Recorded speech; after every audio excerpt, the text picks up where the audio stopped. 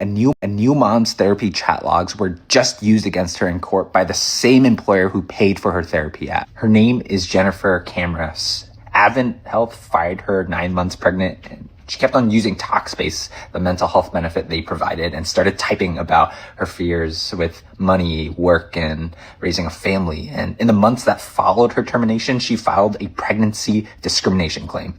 Her employer's lawyers got a court order for every single message she had ever sent to Talkspace, every word that she typed to her therapist, and it was produced in court, used against her. Now, imagine finally asking for help, mental help, and then finding out that your most vulnerable moments became part of a legal case.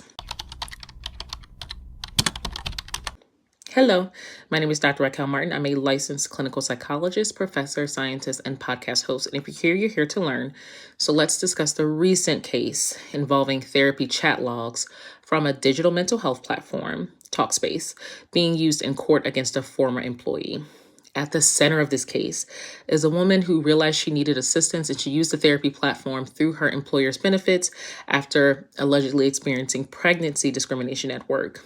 During her litigation, her therapy chat transcripts were subpoenaed and used in court. And it's not unlikely for records to be subpoenaed. There's a whole process we can go through as licensed mental health professionals. Subpoena doesn't mean that we have to release them. But when it comes down to this, it's important to realize that the chat records have really entered in a different space that we're not used to. Confidentiality in therapy is real.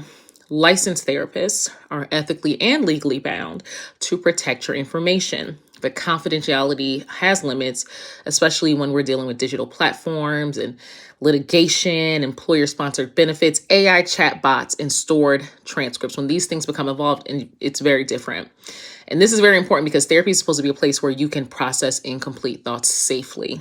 People catastrophize in therapy, they vent in therapy, they say things they don't fully believe because they're trying to understand themselves. It's meant to be exploratory. It's not supposed to function like a deposition, but digital therapy platforms can fundamentally change the structure of the record itself, especially the ones that incorporate AI chatbots. In traditional therapy, licensed mental health professionals often maintain brief progress notes, but many of these chat-based platforms preserve verbatim transcripts of every single message exchange, which creates like a searchable archive of vulnerable moments. So for this video, I want your takeaway to be better questions that you can ask before using digital mental health platforms. So for prospective clients, this should look like, these are things you should look out for before signing up for this therapy app, or any employee-sponsored mental health program platform, or any mental health platform overall, to be honest, because they're incorporating more AI every single day. Clinicians decide whether to opt in and opt out. And it's so interesting because a lot of people will be like, oh, well, get with the times. This is the times. The times are individuals' most vulnerable thoughts being used in a court case. Don't think that us as therapists, we're just old fuddy-duddies and we're trying to protect our clients, most of us. That's the thing. And if that makes me old, fine. I still write my notes on paper. Okay. So here are some of the questions that I think are important. 1, ask how your information is stored. How are the sessions recorded? Are transcripts saved permanently? And are there written chat logs? And it's also just as important to ask these questions if they don't know the answer, when they can get back to you on the answer. And I know I'm going to cover a bunch of questions. So I created a document on my website that you can just download with all this information, point blank period, because it's a lot. 2, ask whether the data is used for AI training or research or product development. And if they say de-identified, I want you to understand something. De-identification is not the same as the impossibility of re-identification. Bottom line. Number 3, I want you to understand whether the service is connected to your employer, insurance company, school, or any other institution. And that doesn't automatically mean they can see your sessions, but you should. I always say you have to understand the ecosystem that you're entering in the first place. 4, ask what happens, because this keeps happening with these online services. If the company is acquired or sold, what happens to the data then? 5, if you're in an active custody case or discrimination case or a lawsuit or divorce proceeding, any criminal matter, speak with an attorney about the limits of discoverability when it comes to mental health records. What are we on? 6? 6. Don't assume that all mental health platforms operate the same way. Many clinicians in private practice maintain minimal notes. I train clinicians on this. Some platforms retain extensive records, but those are different systems.